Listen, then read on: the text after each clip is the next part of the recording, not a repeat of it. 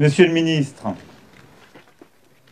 Monsieur le Président de la Commission des Affaires étrangères et de la Défense du Sénat, Mesdames, Messieurs les parlementaires, Monsieur le chef d'état-major des armées, Monsieur le préfet, Monsieur le maire, Monsieur le Président, Madame la Présidente du Conseil régional, Monsieur le Président du Conseil départemental, Mesdames, Messieurs les élus, Mesdames, Messieurs en vos grades et qualités, Monsieur le chef d'état-major de l'armée de l'air et de l'espace, officiers, sous-officiers, aviateurs de la base aérienne 116 Luxeuil-Saint-Sauveur. C'est pour moi un honneur et un bonheur d'être à vos côtés aujourd'hui, sur cette base, aux côtés de nos aviateurs animés d'un professionnalisme, d'une détermination, d'un engagement qui constituent des exemples, bien au-delà de cette base aérienne 116 de Luxeuil. Et on peut ressentir ici, à vos côtés, la force qui se dégage et que vous savez transmettre avec, je le sais, passion et énergie. Et je le dis en pensant aussi à toutes nos bases partout sur le territoire, puisque j'ai eu l'occasion de croiser tout à la fois certains de vos frères d'armes venant d'Orange, Mont-de-Marsan ou Saint-Dizier. Venir sur cette base de Luxeuil, c'est aller aux sources de notre aviation de combat et de notre dissuasion nucléaire. Une histoire où se mêle intimement la défense de notre pays et l'évolution permanente de l'armée de l'air et de l'espace. Je vois ici les couleurs du groupe de chasse Cigogne, les cigognes de fond, Guinemer, de Rose, cette histoire glorieuse qui a fait l'histoire de votre base, oui, et de l'aviation française. Les racines de l'aviation de chasse, c'était au-dessus de Verdun, et cela naissait ici. C'est ici aussi, dès avril 1916, que l'escadrille franco-américaine Lafayette fait ses armes, signe de plus de 100 ans d'une histoire qui résonne tout particulièrement aujourd'hui. C'est ici aussi, dans la profondeur historique de cette base, que s'est jouée l'inscription dans l'OTAN de notre pays, et évidemment notre dissuasion nucléaire. Dès 1966, avec nos bombardiers, 4e escadre de chasse, et durant tant de décennies, nos escadrons, nos mirages successifs, jusqu'au Mirage 2000N et à l'année 2011. Fierté de l'histoire de cette base qui a été au cœur de la défense de l'espace aérien français, de celle des Alliés et de notre dissuasion nucléaire. Je sais ensuite toute l'inquiétude qu'il y a eu, plus que cela. Je sais ici le combat que beaucoup de vos élus ont mené, et je veux le saluer, pour que cette base alors ne ferme à point. Je sais combien vous avez résisté, je sais l'attachement des familles, vos familles et celles de vos aînés à ce territoire. Et vous avez résisté, et la base a été maintenue. Et c'est d'ici, aujourd'hui, que des Mirage 2000-5 sont partis en Ukraine. C'est ici qu'on permet à des pilotes ukrainiens de défendre leur pays.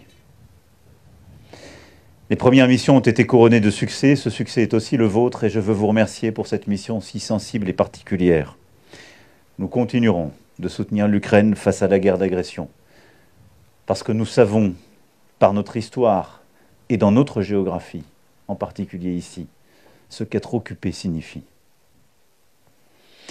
C'est d'ici aujourd'hui que les aviateurs de Luxeuil sont engagés pour notre souveraineté.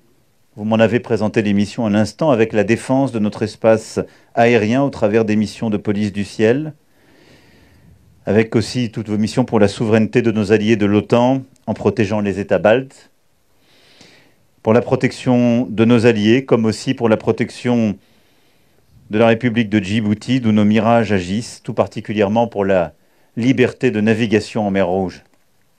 Et je sais que nombre d'entre vous, ces dernières années, ont aussi été projetés au Levant et ailleurs, sur des théâtres d'opérations difficiles, où la lutte contre le terrorisme est au cœur de la mission. J'ai tenu à me rendre ici, aujourd'hui, directement au cœur du quotidien de vos opérations pour vous remercier. Et remercier toutes les femmes et les hommes qui contribuent à notre défense.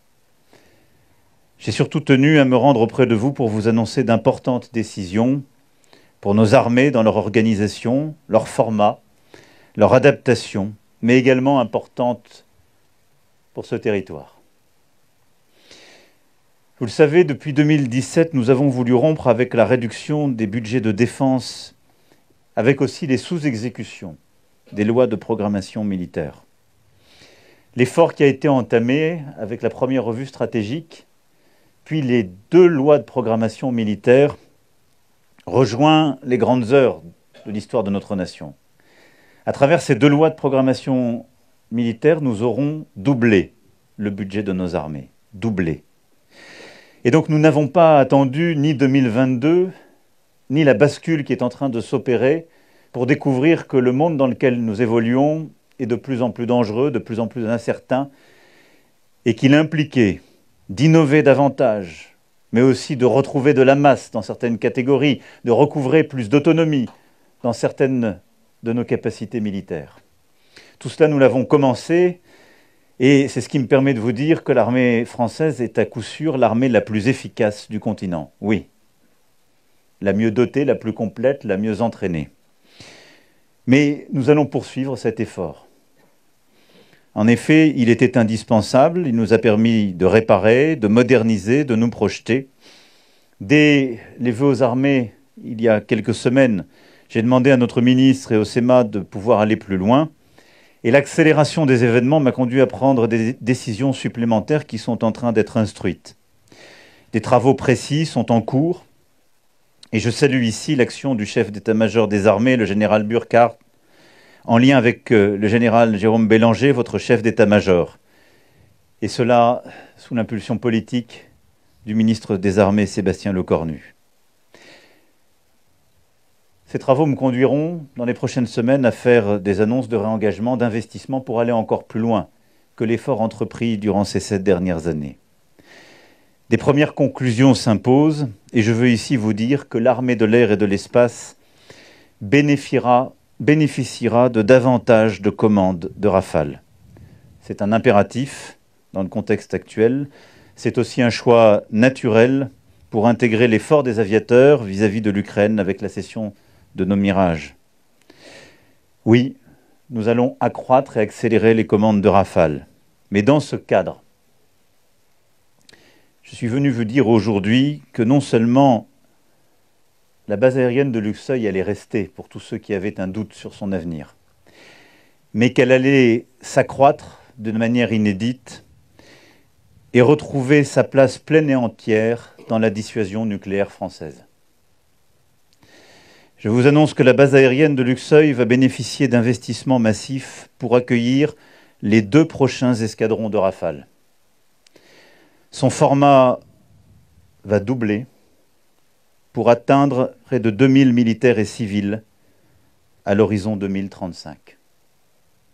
C'est cela la transformation des 10 ans devant nous. Cet effort de défense va bénéficier à l'ensemble de la région.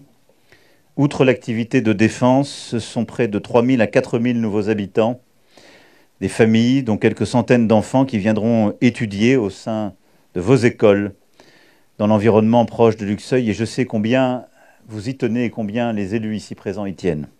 Et je veux les remercier pour leur soutien sans faille à nos aviateurs, nos mécaniciens, nos civils des armées. Pour mettre en œuvre tous ces changements, la base aérienne va connaître une profonde modification de son activité. Les opérations vont progressivement laisser la place à un vaste chantier de modernisation et ce seront près d'1,5 milliard d'euros qui seront investis par l'État pour moderniser et adapter la base aérienne, en particulier ses infrastructures opérationnelles et de vie. Vous le comprenez, par ces travaux, par ce réinvestissement, la vocation nucléaire historique de Luxeuil se poursuivra. Luxeuil sera, à l'horizon de 2035, la première base à accueillir la prochaine version du Rafale et son missile nucléaire hypersonique, figure du renouvellement entamé de la modernisation de notre dissuasion nucléaire. Luxeuil poursuivra ainsi sa longue histoire au service de la mission qui constituent le cœur de notre défense. Au-delà de ces perspectives positives, je veux ici partager avec vous une conviction. Notre pays et notre continent devront continuer de se défendre, de se doter, de se préparer, si nous voulons éviter la guerre. C'est le choix que nous avons fait, que nous continuerons de faire. La dissuasion est à cet égard une composante historique et essentielle de la défense de la nation. Et c'est une chance pour notre pays. C'est pourquoi nous continuerons de renforcer chacune de ces composantes. J'aurai l'occasion de revenir sur chacun de ces points dans les semaines et les mois qui viennent. Mais ce que je vous annonce aujourd'hui à Luxeuil est une étape importante pour la dissuasion nucléaire française, pour nos armées et évidemment notre armée de l'air et de l'espace. Mais au-delà des capacités, au-delà des investissements, au-delà des équipements, ce qui fait la force de nos armées, ce sont les femmes et les hommes qui la composent. C'est votre expérience acquise sur tous les théâtres d'opération pour défendre notre espace aérien comme ceux de nos alliés ou pour les missions les plus délicates que vous avez pu effectuer dans les derniers mois ou les dernières années. Et c'est cette force d'âme qui compte pour moi plus que tout. Nul ne sait dire ce qui adviendra dans les mois, les années qui viennent. Ce que je veux, c'est que nous soyons prêts. Ce que je veux, c'est que nous soyons protégés. Ce que je sais, c'est que grâce à cette culture de l'engagement, à la force de nos armées, à la force de notre armée de l'air et de l'espace, ensemble, nous saurons faire face. Vive la République, vive la France.